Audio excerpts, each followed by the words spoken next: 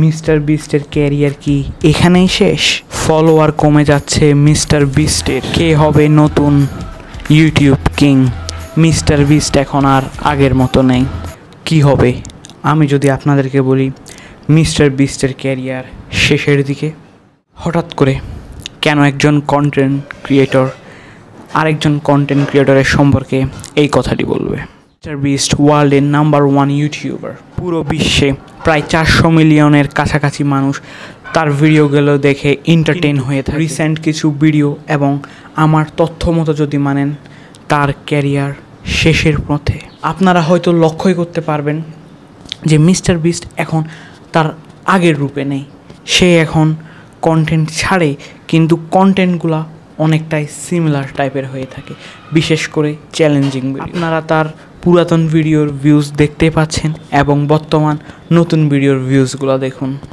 400 মিলিয়নের কাছাকাছি সাবস্ক্রাইবার পাওয়ার পরেও কিন্তু মিস্টার বিস্টের ভিউজ তুলনামূলকভাবে অনেক বেশিই কম। আমরা মিস্টার বিস্টকে কেন পছন্দ করতাম? আমরা মিস্টার বিস্টকে পছন্দ করতাম তার ইউনিক কনসেপ্ট আইডিয়ার জন্য, তার ইউনিক কন্টেন্টের জন্য। আগে তার কন্টেন্টগুলো অনেক বেশি ইউনিক ছিল, কিন্তু বর্তমানে তা আর নেই। সে একটি ধাঁচ অনুযায়ী ভিডিও তৈরি করছে।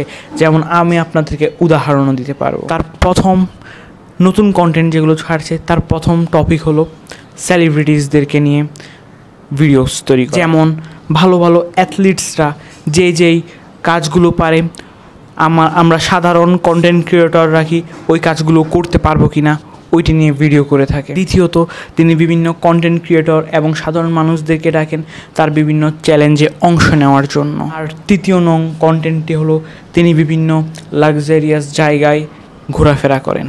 আর চতুর্থ কন্টেন্ট উনি তৈরি করছেন বিভিন্ন এনশিয়েন্ট প্লেসগুলোকে ঘুরে দেখা। আমি এখন যেটি দেখতে পাচ্ছি, তার কন্টেন্টগুলো একটি সার্কেলের মধ্যেই আটকা পড়ে গেছে। ওই সার্কেলের বাইরে গিয়ে যে মিস্টার বিস্ট ভিডিও তৈরি করতো, আমরা ওই মিস্টার বিস্টকে দেখতে পাচ্ছি না। পৃথিবীর নাম্বার 1 ইউটিউবার থেকে এটি আশা করা যায় না। তাকে যদি 1 বিলিয়ন সাবস্ক্রাইবার গেইন করতে হয়, তাহলে তার কন্টেন্টগুলো তাকে সীমাবদ্ধতার থেকে বের করতে হবে, আগের মতো হতে হবে। কারণ আমরা আগের মিস্টার বিস্টকে পছন্দ করতাম, বর্তমানেরটাকে ওভাবে না। তারপর মিস্টার বিস্ট তার উপরে অনেক বেশি হেট পাচ্ছে ফ্যালেস্তিনকে সাপোর্ট না করায়। তিনি ফ্যালেস্তিনকেও সাপোর্ট করছেন না, আর ইসরায়েলকেও সাপোর্ট করছেন না। তিনি মাঝামাঝি অবস্থায় বসে আছে। তার পাশাপাশি অ্যাডেন একটি লাইভ স্ট্রিমের মধ্যে ফ্রি প্যালেস্তিন বলেছিল, কিন্তু মিস্টার বিস্ট ওই কথার কোনো উত্তরই দেননি। এখন এই কারণে তিনি অনেক বেশি হেট পাচ্ছেন মুসলিম বিশ্ব থেকে।